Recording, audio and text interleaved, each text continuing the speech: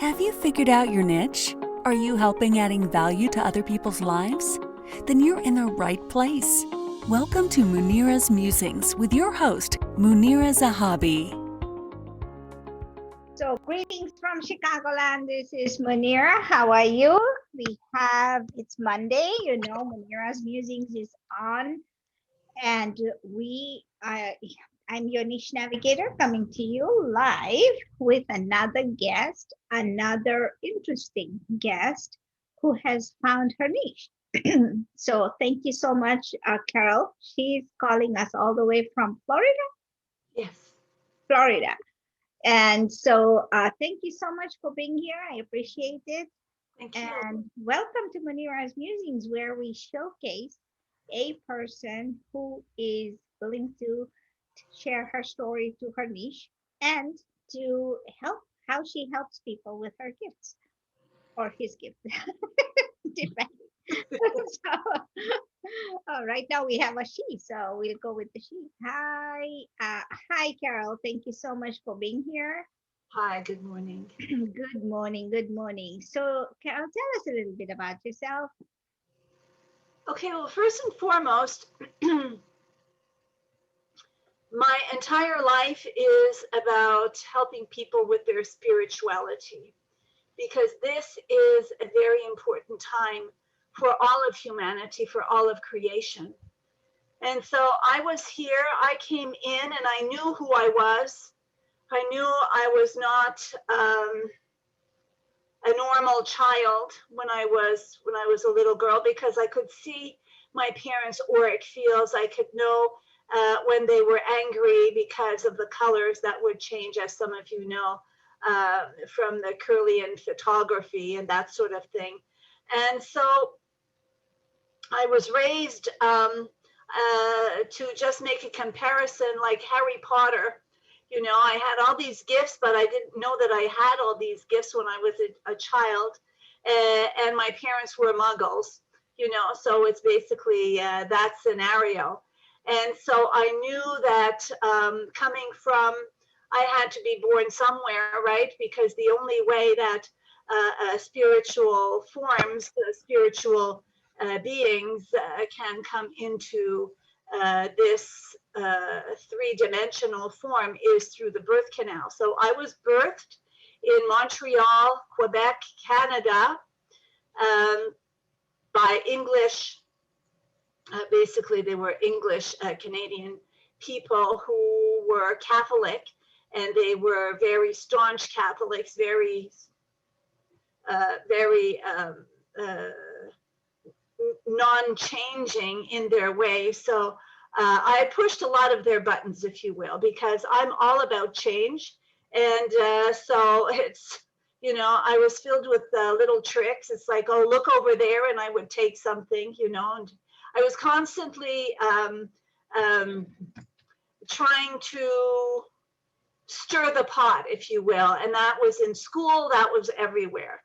And I wanted to become, let's say when I grew up, I wanted to become an attorney, only because I knew my innate being was to help people and to defend them. So, you know, when I was watching Perry Mason on TV, I knew that, you know, it was like, yes, Your Honor, he is innocent and I can prove it beyond the shadow of a doubt. So, you know, it was because this is what was afforded to me. And so I did go to college, some of it, but then I found out that there was immigration lottery that was out there. And so, yes, I was working in a law firm at the time, at the same time as I was learning metaphysical details, you know, so I was dabbling, if you will, but the dabbling was more into how to integrate my spirituality into this physical form, rather than some people, they're going to school to be something, and their hobby is painting or singing or being a healer Well, me, it was the other way around, because I knew I was a healer. I knew I was, because I'm multidimensional, and that means I am everything. And when you learn and you read from the gurus, when you read from source, what comes when we are directly connected to source, there is nothing we cannot do or be or have. This, we hear it from many, many people now. And yes, we have intellectualized it for, perhaps I would say, this big wave has started in the 90s, more or less, you know, with harmonic concordance, convergence, and then there was others and others. Well, now we are getting waves, and these waves are waves of love. Because love is the only thing that can change anything and anybody. Because of, see the mess the world is in now. And this mess is because there's a lack of love. And lack of love brings on fear, because that's the other aspect of love is fear. So if you can't love, you don't feel lovable, you're afraid. And so all of this fear now is being pushed out of us. So that's why a lot of people are going nuts. A lot of people are committing suicide, or getting divorces, or being sick, are dying. And this is not just because of the COVID, it's because of all of this aspect has been bringing people to be with themselves. That's why we had to be inside our homes, not just our homes, our physical homes, but our body, our homes, to go within and to start meditating, to find that silence. And so what I have, so during this silence, because I've been helping people through whatever you need, you know, I mean, some people are called coaches or whatever. I don't use any, you know, I've learned about, you know, the stones. I love them. They speak with me. I love animals. They speak with me. I love, you know, whatever, whenever you're open, you can communicate. Of course, on a different wavelength. But the more that you raise your frequency, and this is all that it's about, to raise your frequency higher than the third dimensional frequency, because the third dimensional frequency is about the ego mind. And the ego mind is what is creating gravity. And gravity creates life and death, because it pulls you. There's a heaviness, there's a weight. And with weight, there is time. And with time, there is birth and death and rebirth. So this is where all of, you know, where you come from, Munira, that's where, you know, it's very well known about reincarnation. To reincarnate, to finish your, you know, what you started, to finish that, to understand what you did before, to make amends, to do this. And it's this wheel in many religions. So now all of this is, we're given the opportunity to rise up from this third dimensional wheel of continual reincarnation, to re-understand. So now we're being, this opportunity is to be raised into love. And it's the 5th, 6th, and 7th dimension. And of course there are unlimited, because God is limitless, you know, Creator is limitless. So how did you figure out you had this gift? How I figured it out, I knew I was different. And when I talk to people, they go, huh, what? So I looked into books.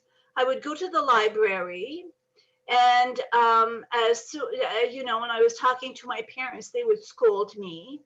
And a few times they brought me to the psychiatrist. And at 13, they tried to see with the psychiatrist. At one point, I never got them, but the psychiatrist said, well, we could always give her shock treatments, you know, because I was too curious. I was asking questions about everything to my, you know, to the teachers, to everything. And they were very annoyed with me because I didn't have to study. I would just listen, open my mind, and capture everything that they said during class. And I was an A plus student. So it's like they had to find something wrong with me because on paper, I was an A plus student. I was kind with my schoolmates. I loved playing with my Barbie dolls with my other friends. I love to skate because up there, you know, I wasn't a very good skater, but I tried. So I was a, you know, a child that there was no issue. However, because I was so different, and even in high school, I was very different because I realized that I'm here to experience life as a human. So I tried everything. And because of my sensitivity and this, a lot of people who are hearing this now, a lot of the star seeds who are extremely sensitive, and now it's getting even more so. With the food, we have to be very careful what we eat because it will affect us. So I'm saying this because I'm coming back to this now because when I was growing up, you know, in high school and in college, well, guess what? There's, what do you want? What are you going to start trying? You're going to start trying sex and drugs and alcohol. Well, that didn't do for me at all because of my hypersensitivity, you know. It was, I just couldn't do it. My brain, my whole, you know, that was, so I couldn't be part of those people, those students, because, you know, it didn't agree with me and I didn't like it.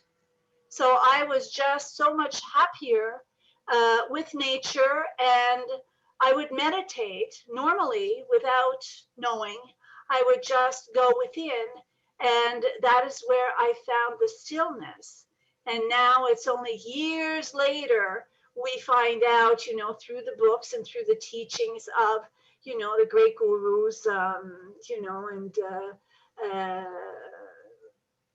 one who I love very much is Eckhart Tolle, you know, and and I mean there's so many others, you know. I mean, he is just from this time, but there's the autobiography of a yogi who, you know, he was one of my first books that I read, you know. And so that helped me to realize that there are other people like me who can, just by being. So this is what I'm teaching now. You know, it's not just about Reiki, because I do teach Reiki and I share Reiki, but it's all about being, not doing. You don't have to do anything anymore, because if you learn how to raise your frequency, which is, this is what I'm talking about, raising your frequency in different ways, which if we have time, I can take you through a little meditation. Raise our frequency, our vibrational frequency, to be above all of the thoughts that are making us crazy. Well, what if, you know, everybody says, what if? What if this happens? What if that happens? Because we're hearing atrocities now that are going on all over the world. And because of the World Wide Web, you know, we can see, we listen to whoever is anywhere. But my question is it true? Is it their truth? Is it really going to come about? So our So truth. when you help with these things, what does that how does that help the person you're helping? It shifts.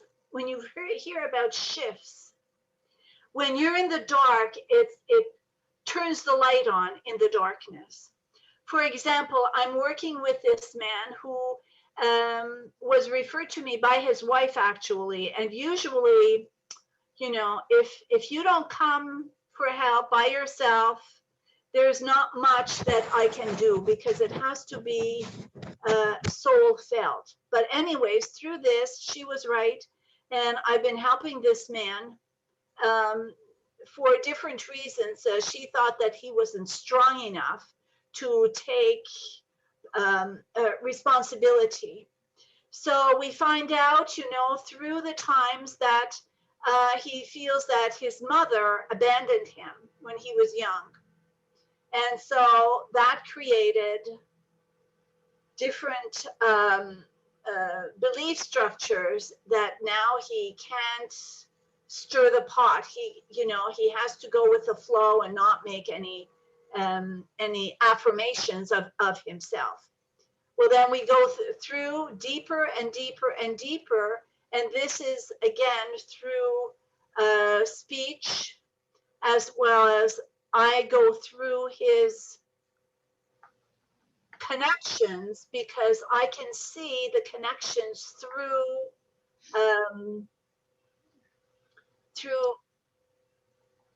different filaments.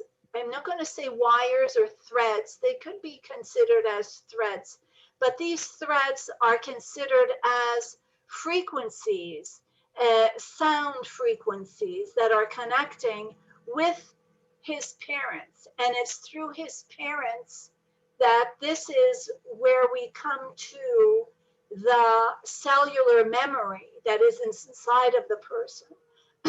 And you could also consider the cellular memory as also being karma, you see. And so with what I was given by my new guides in late March, due to the COVID, I was given this beautiful gift, which is called the 4-4 recalibration. And this is channeled work because the Venusians, it's a collective of 44 Venusians that come in and they recalibrate. And it takes between 30 minutes and 60 minutes. And this is done over the phone, over Zoom. And what it is, it's to bring more love into the person, more understanding about love. And so we deal with all of the cellular memories that are coming through. And as we elevate the being into a 5th, 6th, and 7th dimension, after having opened all 7 chakras, we can connect, and I can hear the connection, the click into all the next 13 chakras. So that now all of the chakras can connect directly into the well of light. And the well of light is the...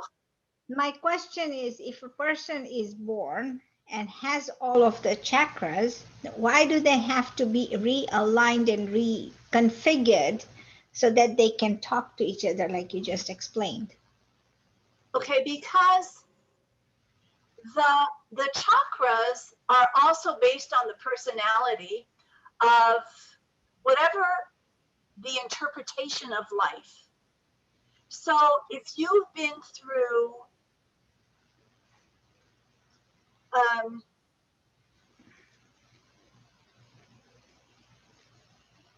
emotional pain, well, this emotional pain will automatically shut down your solar plexus. And your solar plexus, saying any trauma that happens in life. Yeah, and people are different, you know, yeah, because so your solar plexus is connected with all of your emotions, and it's also connected to your digestion. So many people who come to me and they say, Carole, I can't digest this, I can't, or I'm overweight. I've always been overweight. I can't lose weight. And when I get like upset, boom, I have to eat. Or I have to drink something. So there are a lot of addicts that they act as if they need this stuff, but the addiction is truly the addiction of fear. They're addicted to the fear. So once we realize that they're addicted to the fear because this is what they can only identify with because of the trauma, then we can turn them around, you see. And there's this woman who has gone, after 2 years, she's been able to change jobs and now she has a managerial position because of something like this. However, now she has so what you do expressing. Okay. So there's the self, see? So now we've cleared up one thing, but now she has trouble managing her staff. See? So now it's the communication chakra. So it's not just the communication chakra, it's not just speaking out, like saying, okay, I'd really appreciate if you could get this done by today. We have a meeting at 3. Can you do it? Do you need help or whatever? How are you doing? No, it's also the inner voice. And I have been realizing, especially this year, I mean, the guides, our new guides, everybody's getting new guides this year, have been formulating new ways of understanding how we work as a human. See? So it's not just the trauma from sex, So if somebody has been abused sexually, you would think it's the first and second and third chakra. Not necessarily so. Now they continue to align themselves with somebody with the heart who will pretend that they love them, but eventually, yes, oh yes, I love you so much, but then pow, they let them have it. So they identify love with being abused, physical abuse. True. Okay. So how do people find you, Carole? God will lead them to me. No, okay. Sound like a prophet. Okay, I have a website, which is www.goddesstouch, GODDESS, touch, TOUCH. And touch is the acronym for transmuting of the universal consciousness heart. Because now we're going into higher consciousness living. And now with this year, with 2020 vision, we're going into higher consciousness loving. It's all about opening up our heart. And we've just started now. Awesome. So, for those of you who just who are watching us, we are here with Carole, and she is amazing because she talks to people from within. And she heals a person from within because their chakras are some kind of messed up. But, we all feel sometimes that we are messed up and we need some kind of help. And she's the person who can help you because she realigns it and she has the power to do it and the knowledge of how to do that. And she has asked us to reach out to her. And after we finish the interview, you can put that in the comment section because this has been very interesting. Although I don't understand a lot of it, I'm getting to a point where I am. And, it's going to be confusing to a lot of people. But the thing is, if you're interested in this kind of things, then all you have to do is find a guide or somebody like Carole who can help you through it. And it may not give you all the answers, but it can give you some clarity to some of the confusion that you may have. And you can find out, yes, you can find out much more on my website. There are many testimonials on my website as well, www.goddesstouch, 2 D's, 2 S's, touch, TOUCH.net. Okay. .net. Okay. It's not a .com, it's a net. Yes. So thank you so much, everybody. We had fun, and I will talk to you soon. Thank you for listening to this episode of Munira's Musings with your host, Munira Zahabi. If you enjoyed our show, please share and subscribe to this channel. And for more content, please join our Facebook group.